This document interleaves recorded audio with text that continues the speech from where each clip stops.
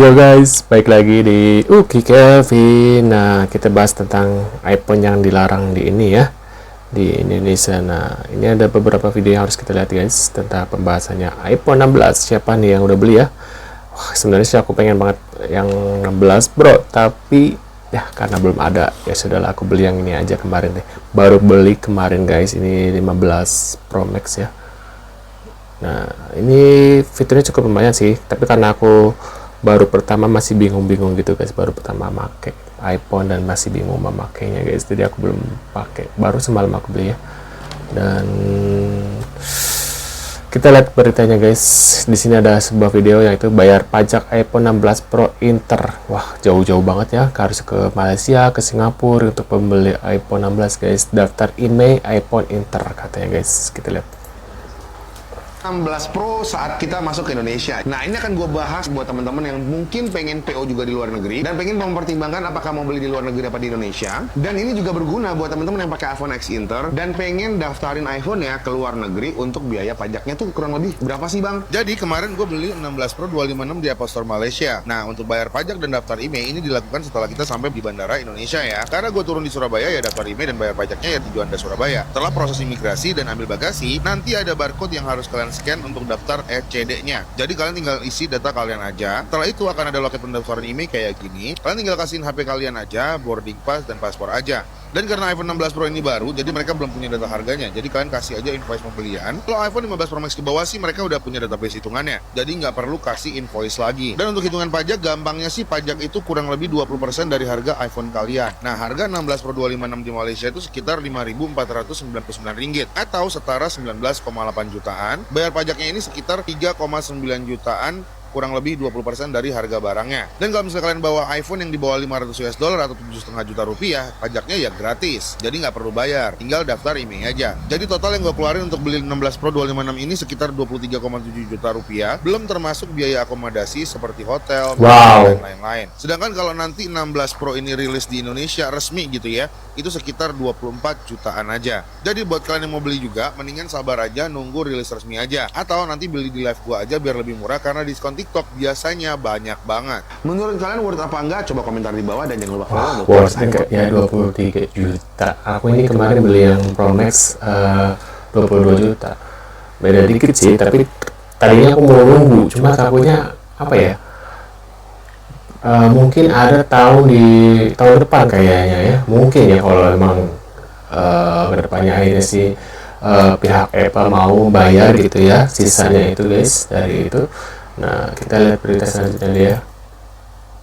Ini dia Apple Store paling terkenal di Milan. Ini keren banget, Apple Store-nya mewah banget, ada fountain-nya. Tapi store-nya di mana? Ayo kita lihat ke sebelah kanannya.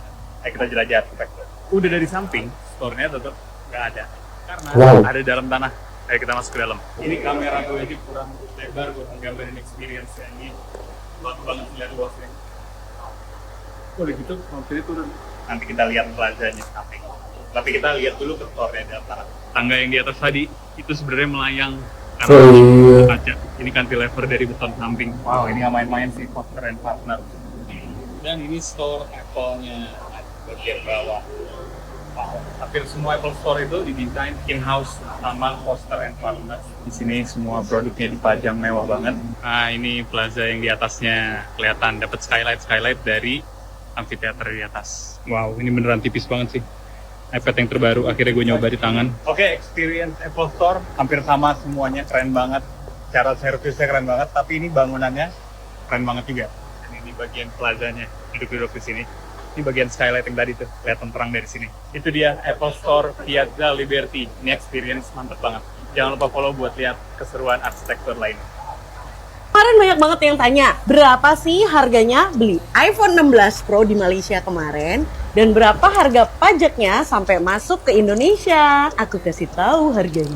Jadi kan kemarin iPhone 16 tuh belum masuk ke Indonesia. Aku belinya kemarin kebetulan ini juga udah launching sebenarnya di Singapura, Thailand, Kuala Lumpur, Jepang. Ya itu mereka udah launching di situ tapi belum masuk di Indonesia. Jadi kemarin aku pilih beli di Kuala Lumpur karena juga pengen tahu Apple Store yang baru ya, The Exchange TRX. Jadi kalau HP aku sendiri kemarin ini harganya 19.800. terus pajaknya sekitar 3.900.000 nih ya. Nanti aku videoin yang jelas tuh.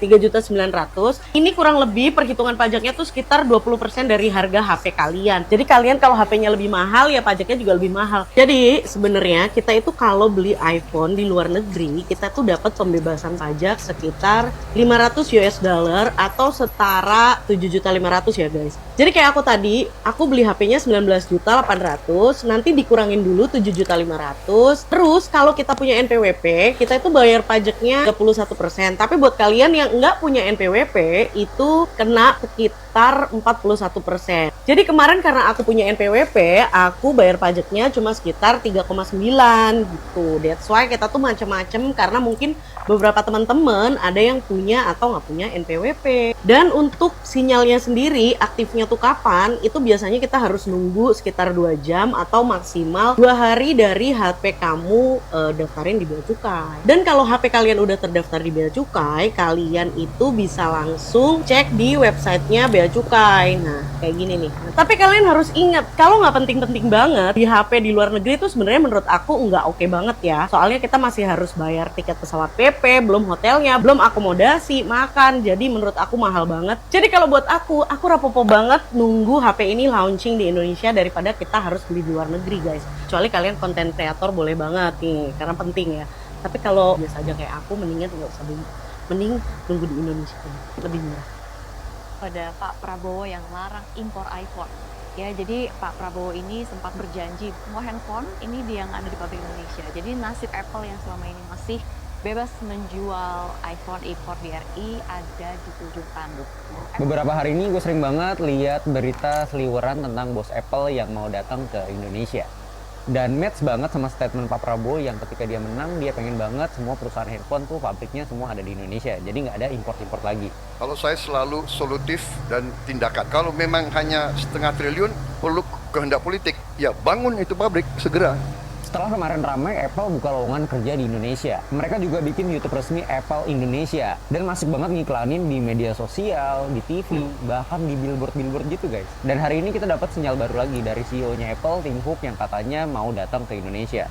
Jadi informasi ini datang dari Menteri Komunikasi dan Informatika Pak Budi Aris Setiadi yang bilang Tim Cook bakal datang ke Indonesia tanggal 20 April. Menurut Pak Budi, kedatangan Tim Cook ke Indonesia ini untuk meninjau Apple Academy di BSD. Nah, kalian baru tahu kan ada Apple Academy di Indonesia? Selain itu, Wakil Menteri Komunikasi dan Informatika Nejar Patria juga bilang kalau CEO Apple dan CEO Microsoft mau datang ke Indonesia dan mereka punya niat mau investasi dan juga mau ketemu sama Pak Jokowi.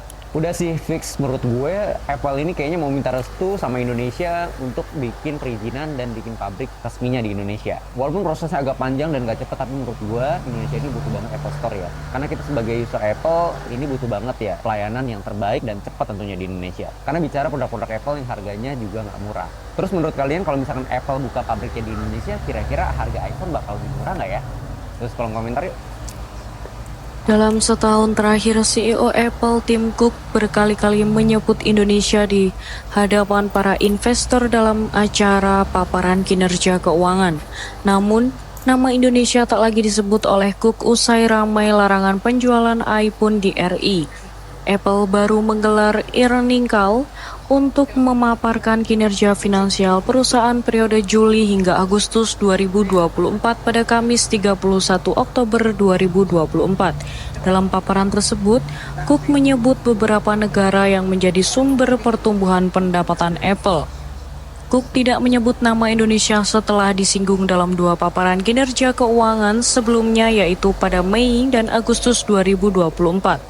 Pada Mei, nama Indonesia disebut oleh Cook sebagai sumber pertumbuhan baru. Kami juga membukukan rekor pendapatan di Indonesia, salah satu pasar yang kami nilai potensinya sangat besar. Nah, menurut kalian gimana nih? Apa kalian masih mau bersabar menunggu ketika iPhone 16 launching? Apa kalian mau buru-buru beli di Malaysia, di Singapura? Gimana? Kasih tulis di kolom komentar. Terima kasih buat kalian selalu hadir dan sampai jumpa di video selanjutnya. See you guys.